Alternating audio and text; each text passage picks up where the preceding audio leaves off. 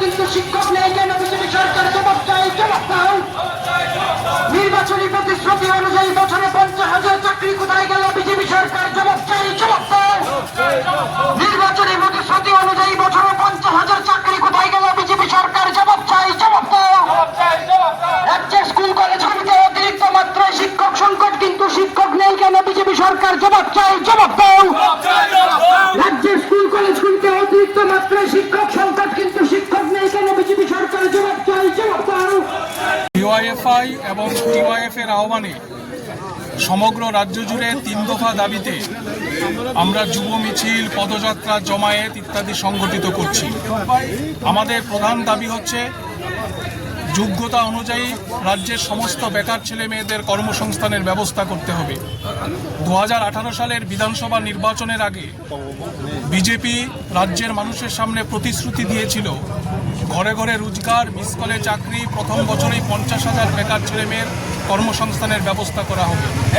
আজকে 7 বছর অতিক্রম হয়ে যাওয়ার পরেও আমরা লক্ষ্য করছি আমাদের রাজ্যের বিভিন্ন সরকারি দপ্তরগুলোতে হাজার হাজার শূন্যপদ খালি পড়ে আছে।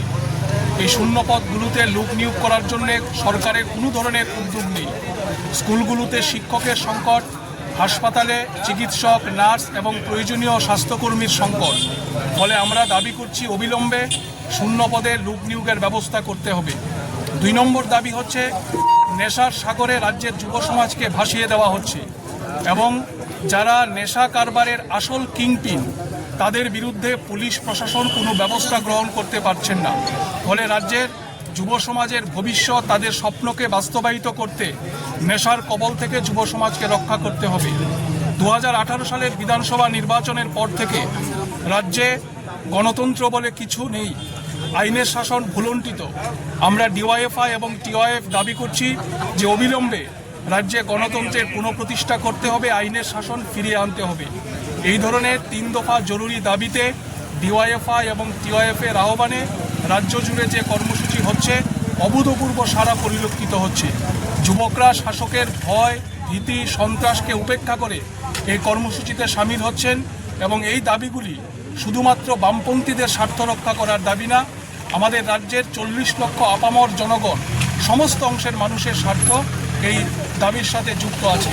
ফলে এই দাবিগুলো নিয়ে রাজ্যের স্বার্থে, রাজ্যের ভবিষ্যৎ প্রজন্মকে রক্ষা করার স্বার্থে রাজ্যে যে অন্ধকারের রাজত্ব কায়েম হয়েছে তার হাত থেকে রাজ্যবাসীকে রক্ষা করার জন্যে আগামী দিনে আমরা আরও তীব্র আন্দোলন তৈরি করব।